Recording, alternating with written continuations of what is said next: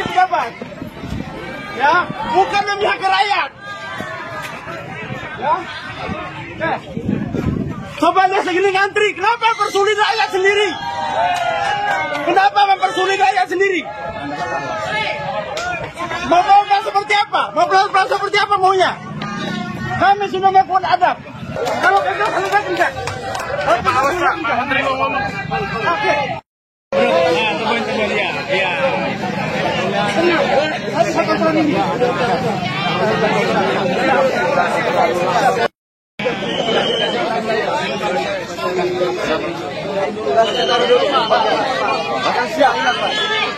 Siap.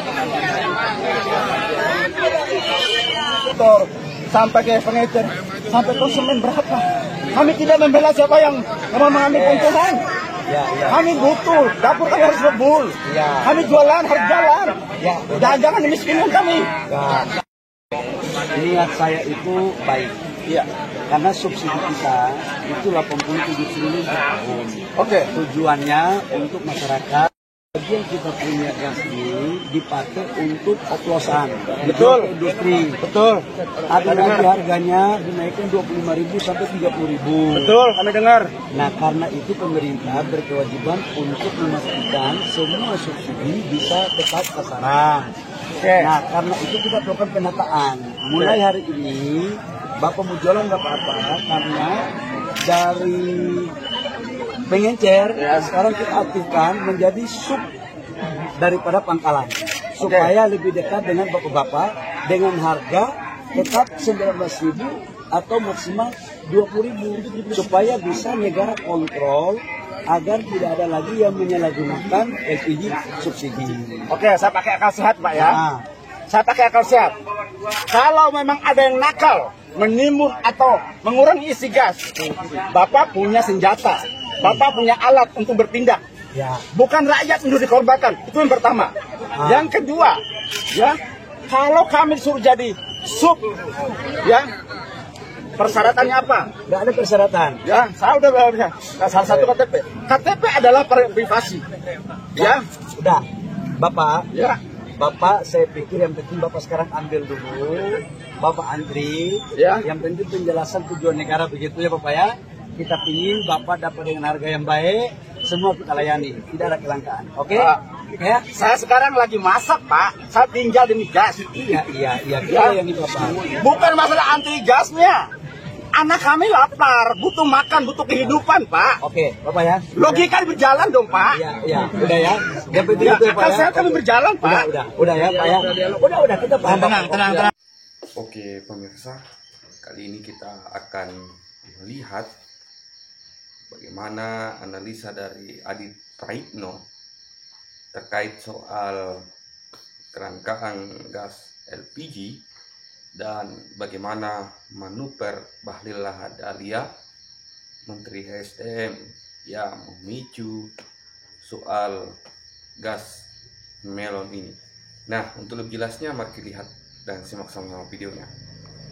Assalamualaikum warahmatullahi wabarakatuh. Seluruh rakyat Indonesia, kita semua hari ini kelihatan sangat berbahagia karena ada instruksi dari Presiden Republik Indonesia Prabowo Subianto yang telah memperbolehkan pedagang eceran kembali berjualan tabung gas jenis 3 kg. Di mana sebelumnya Kementerian SDM melarang pedagang eceran menjual tabung gas jenis melon ini yang kemudian menyebabkan rakyat itu kesulitan, menyebabkan rakyat itu sengsara, menyebabkan rakyat itu terjerit-jerit hanya karena kesulitan untuk mendapatkan tabung gas 3 kg. Antrian panjang terjadi di mana-mana, bukan hanya di kota, tapi juga di pedesaan. Dan bahkan ada seorang lansia di kota Tangerang Selatan, di Banten sana, itu meregang nyawa, meninggal dunia hanya gara-gara kelelahan mengantri untuk mendapatkan tabung gas 3 kg. Tentu ini adalah kisah pilu yang saya kira tidak lagi perlu terjadi di Indonesia. Itu artinya apa?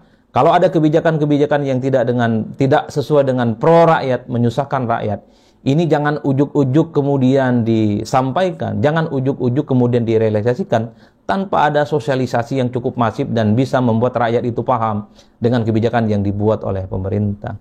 Tapi di luar itu, saya kira ada 4 narasi isu besar yang sampai hari ini menjadi perbincangan yang cukup menarik terkait dengan perdagangan eceran yang awalnya diharamkan, kemudian kembali diperbolehkan menjual tabung gas 3 kg. Pertama, tentu sangat menarik pernyataan dari Pak Sufmi Dasko, Ketua Harian Gerindra. Saat ini juga adalah Wakil Ketua DPR yang mengatakan bahwa soal pedagang eceran yang tidak boleh menjual tabung gas 3 kg itu bukan kebijakan dari Prabowo Subianto. Bisa dibayangkan itu. Itu artinya apa? Kementerian SDM dalam konteks ini bermanuver secara ekstrim. Membuat satu kebijakan yang sebenarnya dibuat sendiri tanpa berkomunikasi dengan pemerintah. Tanpa berkomunikasi dengan presiden. Padahal kita tahu bahwa tak ada yang namanya visi misi menteri, yang ada itu adalah visi misi presiden. Tentu dalam konteks ini orang kemudian bertanya-tanya, hebat betul ini Kementerian SDM bikin kebijakan yang kemudian tak ada kaitannya dengan Prabowo Subianto sebagai Presiden Republik Indonesia. Ini yang ngomong adalah Sufmi Dasko, Ketua Harian dan orang penting di negara kita. Bahwa soal pelarangan pedagang eceran menjual tabung gas 3 kg bukan kebijakan presiden, tapi kebijakan Kementerian SDM yang tentu saja SDM ini ada terlampau ekstrim dalam melakukan kebijakan-kebijakan politiknya. Itu yang pertama. Yang kedua, orang kemudian berasumsi yang cukup liar. Kalau betul bahwa kebijakan terkait dengan pedagang eceran yang awalnya itu dilarang menjual tabung gas kilogram bukan kebijakan Prabowo, itu artinya sangat mungkin Kementerian SDM yang terkait dengan gas LPG ini ada suara-suara lain yang kemudian didengarkan. Ada bisikan-bisikan dan input lain yang didengarkan di luar pendapat-pendapat yang ada di istana. Karena kita tahu per hari ini seakan-akan diskursus soal ada matahari kembar di Kabinet Merah Putih itu terkonfirmasi. Itu artinya apa? Bukan tidak mungkin ada pihak eksternal di luar istana adalah mereka yang sebenarnya memberikan input pengetahuan bahwa kebijakan soal pelarangan pedagang eceran dilarang untuk menjual tabung gas itu juga dilakukan. Itulah yang saya kira per hari ini pembicaraan publik bahwa sepertinya Kementerian SDM itu juga ada komunikasinya yang lain, bukan hanya kepada istana, tapi kepada pihak-pihak tertentu yang posisinya masih cukup kuat saat ini. Itu adalah narasi yang kedua per hari ini juga menjadi perbincangan yang cukup luar biasa. Padahal kita tahu per hari ini yang menjadi Presiden Republik Indonesia itu adalah Prabowo Subianto, bukan yang lainnya.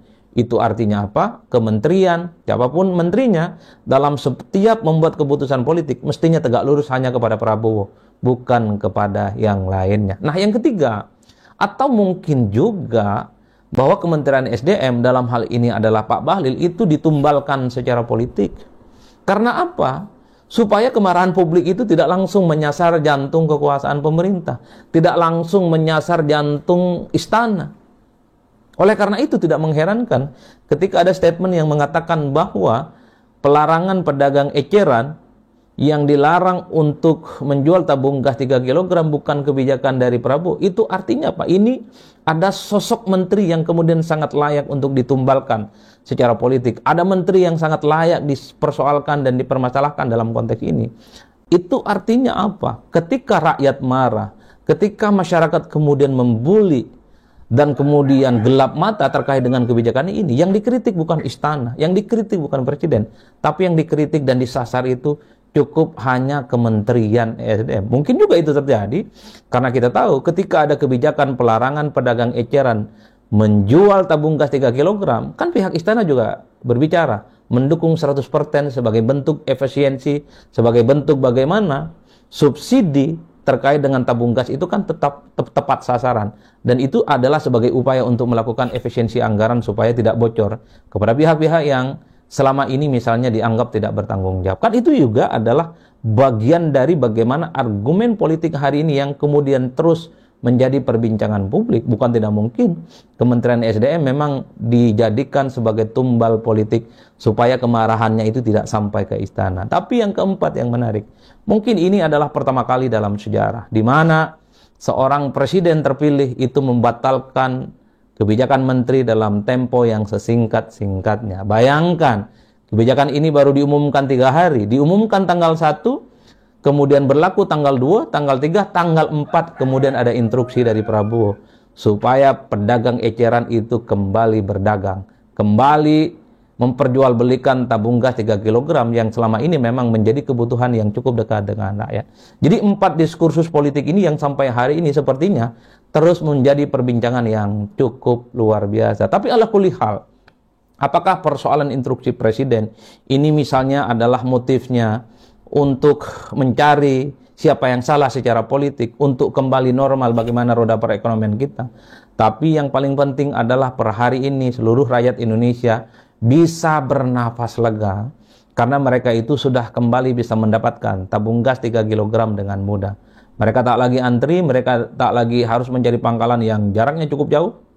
Mereka tidak perlu lagi misalnya kesulitan untuk mencari di mana pangkalan-pangkalan gas yang itu dalam sehari 2-3 hari ini cukup membuat mereka ikut kesulitan, baik secara ekonomi ataupun secara sosial.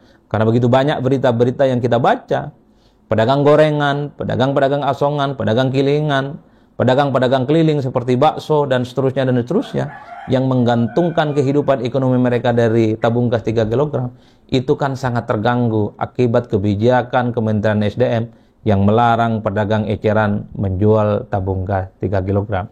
Oleh karena itu bagi saya faedah politiknya adalah ke depan di kemudian hari, kalau ada kebijakan-kebijakan yang menyentuh langsung dengan rakyat, jangan diberlakukan terburu-buru. Harus dilakukan kajian-kajian yang mendalam supaya kebijakan apapun itu tidak menimbulkan kontroversi dan tidak menimbulkan amarah. Cukup sudah rakyat itu kesulitan dalam hidupnya. Cukup sudah rakyat itu kesulitan bagaimana mempertahankan hidupnya. Cukup sudah rakyat itu sampai hari ini berkelahi dengan hidupnya sendiri. Jangan lagi ditambah dengan kebijakan-kebijakan yang justru menimbulkan rakyat itu sulit dan menimbulkan amarah. Ke depan ini akan menjadi kabar baik tentu saja. Bagaimana pemerintah harus hadir, bahwa pedagang-pedagang eceran itu diedukasi bagaimana menjadi pengusaha yang sukses. Ajari mereka berniaga yang baik, ajari mereka mendapatkan investasi yang baik, dan kemudian menjadi pengusaha-pengusaha yang sukses. Karena kalau mau jujur, ketika ada larangan pedagang eceran itu tidak boleh berjualan tabung gas 3 kg, UMKM kelas bawah yang selama ini tidak pernah diperhatikan oleh pemerintah, itu nasibnya wassalam dan gulung tikar. Dan untungnya alhamdulillah ketika Prabowo memperbolehkan kembali pedagang eceran ini menjual tabung gas 3 kg, ini ada harapan dan oase bagaimana pelaku UMKM kelas eceran adalah mereka yang juga akan semakin berdaya di kemudian hari. Semoga ini menjadi kabar baik dan menjadi bagaimana kehidupan ekonomi rakyat di bawah itu kembali berdenyut dan kembali hidup. Hah? Gas LPG 3 kilo langka karena nggak bisa dijual ecer? Tenang, sudah diamankan presiden kita, Bapak Prabowo. DPR RI sudah berkomunikasi dengan Presiden sejak semalam. Presiden kemudian telah menginstruksikan kepada SDM untuk per hari ini mengaktifkan kembali pengecer-pengecer yang ada untuk berjualan seperti biasa. Atas perintah Bapak Presiden, saya baru ditelepon tadi pagi dan tadi malam kami diarahkan, semua supplier yang ada, kita fungsikan mereka per hari ini, mulai menjadi sub pangkalan. Jadi mulai hari ini, pengencer-pengencer seluruh Indonesia kembali aktif dengan nama sub pangkalan. Ini banyak banget yang DM-DM kita masyarakat nih ya. Bang, bahas dong gas LPG 3 kilo langka. Kenapa sih menteri bikin peraturan baru yang merugikan? Gas LPG 3 kilo nggak bisa lagi dijual eceran, hanya bisa di agen, terus hanya bisa di pangkalan. Tenang, semua sudah disetel, diamankan Pak Prabowo per hari ini, kawan-kawan.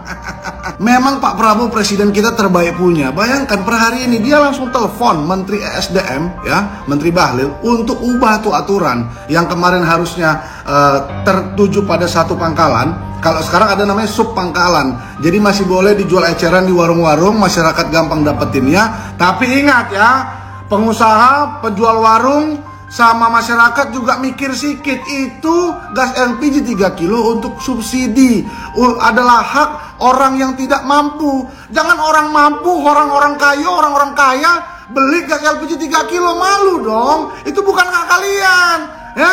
Aduh, jadi masyarakat jangan buru-buru menilai, jangan buru-buru protes. Dengar dulu ya. Peruntukannya itu agar tepat sasaran kepada orang yang tidak mampu, ya, kepada orang yang berhak untuk mendapatkan subsidi. Ya, jangan seperti ini nih, ada berita nih, ya. Artis besar malah pakai melon, ya, malah pakai gas LPG 3 kilo kan, ya ampun, nggak sampai, aduh, tau lah, bingung. Dan malah aku dengar, aku juga turut berduka cita, ada warga Tangerang Selatan yang sampai antri gas LPG 3 kilo sampai kelelahan akhirnya menings, ya, ini ada beritanya. Ya, jadi sekali lagi terima kasih Bapak Presiden, Bapak Prabowo, karena semua urusan masyarakat kalau bisa tuh Bapak mudahkan gitu. Terima kasih sekali Bapak Prabowo. Dan juga untuk anak-anak Abah yang masih komen-komen gas LPG, gas LPG, gas LPG. Mamam nih ya, nih kalian lihat nih Bapak Prabowo Presiden kita, keren